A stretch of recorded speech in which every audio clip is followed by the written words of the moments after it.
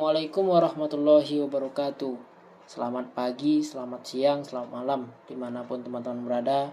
Semoga selalu diberikan kesehatan dan kelancaran dalam urusannya. Baik teman-teman, kali ini saya akan menjelaskan tentang teori behavioristik. Sebenarnya teori behavioristik ini sudah kita praktekkan sejak kita duduk di bangku sekolah dasar hingga perkuliahan saat ini. Namun kali ini saya akan menjelaskan tentang teori behavioristik tersebut. Teori behavioristik adalah perubahan tingkah laku sebagai akibat dari adanya interaksi antara stimulus dan respon. Teori ini dikenal dengan teori seorang penemu pencetus Robert Gardner. Ia berkata, dalam pembelajaran terjadinya proses penerimaan informasi untuk kemudian diolah sehingga menghasilkan keluaran dalam bentuk hasil belajar. Dengan kata lain, belajar merupakan bentuk perubahan yang dialami siswa dalam hal kemampuannya untuk bertingkah laku dengan cara yang baru sebagai hasil interaksi antara stimulus dan respon. Nah, teman-teman, apa sih stimulus dan respon itu? Baik, mari kita jelaskan. Stimulus adalah apa saja yang diberikan guru kepada siswa, misalnya alat perkalian, alat peraga, pedoman kerja, atau cara-cara tertentu untuk membantu belajar siswa. Sementara respon adalah reaksi atau tanggapan siswa terhadap stimulus yang diberikan guru tersebut. Nah, teori ini juga mengutamakan pengukuran, sebab pengukuran merupakan suatu hal yang penting untuk melihat terjadi atau tidaknya perubahan tingkah laku tersebut. Teori behavioristik memiliki beberapa faktor, yaitu faktor penguatan atau reinforcement. Faktor penguatan adalah apa saja yang dapat memperkuat timbulnya respon. Misalnya, ketika peserta didik diberikan tugas oleh guru, ketika tugasnya ditambahkan, maka ia akan semakin giat belajar. Maka penambahan tugas tersebut merupakan penguatan positif dalam belajar. Begitulah juga sebaliknya. Baik, selanjutnya adalah aplikasi teori behavioristik terhadap pembelajaran. Aplikasi teori behavioristik terhadap pembelajaran dalam kegiatan pembelajaran yaitu karena memandang pengetahuan adalah objektif, pasti, tetap, dan tidak berubah pengetahuan tersebut. Pengetahuan disusun dengan rapi sehingga belajar adalah perolehan pengetahuan, sedangkan mengajar adalah memindahkan pengetahuan atau transfer of knowledge kepada orang yang belajar.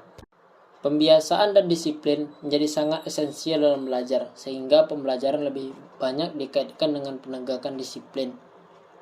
Begitu. Jadi, kegagalan atau ketidakmampuan dalam penambahan pengetahuan dikategorikan sebagai kesalahan yang perlu dihukum, dan keberhasilan belajar atau kemampuan dikategorikan sebagai bentuk perilaku yang pantas diberi hadiah. Baik, berikutnya itu tujuan pembelajaran. Tujuan pembelajaran menurut teori behavioristik ditekankan pada penambahan pengetahuan.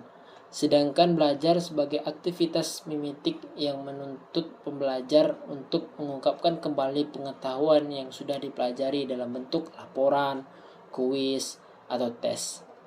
Penyajian isi atau materi pelajaran menekankan pada keterampilan yang terisolasi atau akumulasi fakta, mengikuti urutan dari bagian keseluruhan.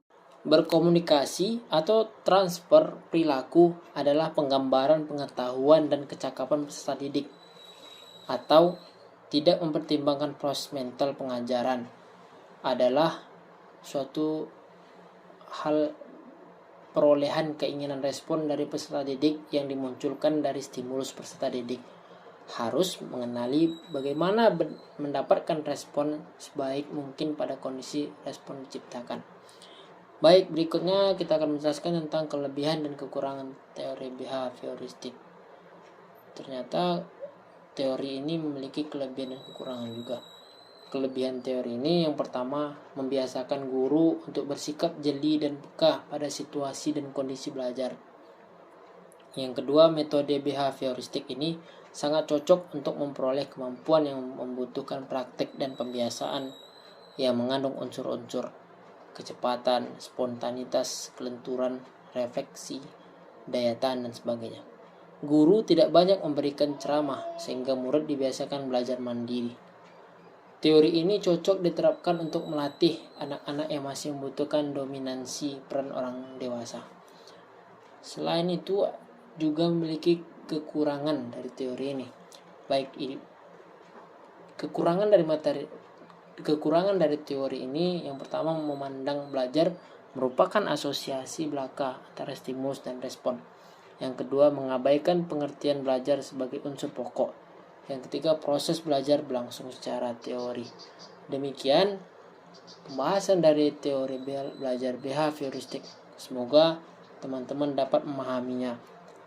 Baik, sekian singkat, padat, jelas presentasi yang saya sampaikan. Apabila ada kesalahan, saya mohon maaf. Saya pamit undur diri. Assalamualaikum warahmatullahi wabarakatuh.